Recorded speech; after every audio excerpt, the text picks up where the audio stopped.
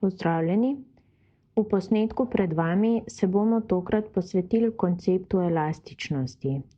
Naloga pravi: križna cenovna elastičnost povpraševanja med kavo in čajem je 1. Izračunaj, kako povečanje cene kave z 2 na 4 evre spremeni količino prodaje čajev iz začetnih 100 skodelic. Imamo dve dobrini, kavo in čaj, in podano križno elastičnost povpraševanja, ki je 1. Koeficient križne elastičnosti povpraševanja je definiran kot procentualna sprememba povpraševane količine ene dobrine, v našem konkretnem primeru čaja, deljeno s procentualno spremembo cene druge dobrine, v našem konkretnem primeru kave. Križna elastičnost nam torej pove, kako se povpraševana količina ene dobrine odziva na spremembo cene druge dobrine, kako sprememba cene kave vpliva na povpraševano količino čaja. In v našem konkretnem primeru je vrednost tega koeficienta elastičnosti enaka 1, kar pomeni, da če se poveča cena kave za 1 odstotek, se bo povpraševana količina po čaju povečala za 1 odstotek. Če se cena kave poveča, nadomestimo kavo s čajem in ga trošimo več, kar pomeni, da sta dobrini substituta.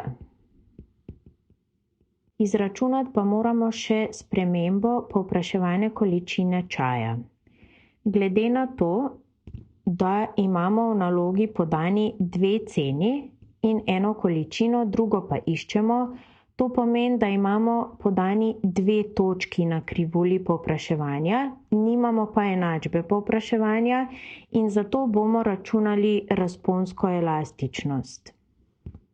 Zgornja formula dobi obliko količina čaja po spremembi minus količina čaja pred spremembo, to je absolutna sprememba količine čaja, deljeno s ceno kave po spremembi minus cena kave pred spremembo krat c deljeno s k. Torej, tale drugi del moramo pa še definirati. Smiselno je, da računamo s povprečjem, torej povprečno ceno na omenjenem intervalu bomo zračunali kot ceno kave pred spremembo plus cena kave po spremembi deljeno z 2, da dobimo povprečje. Enako bomo zračunali še povprečno vrednost za količino čaja.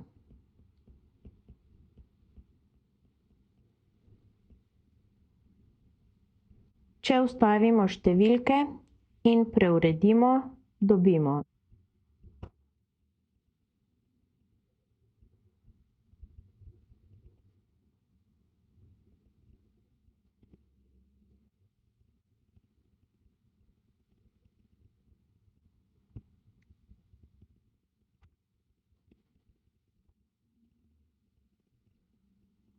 povpraševana količina čaja se je torej povečala za 100 skodelic.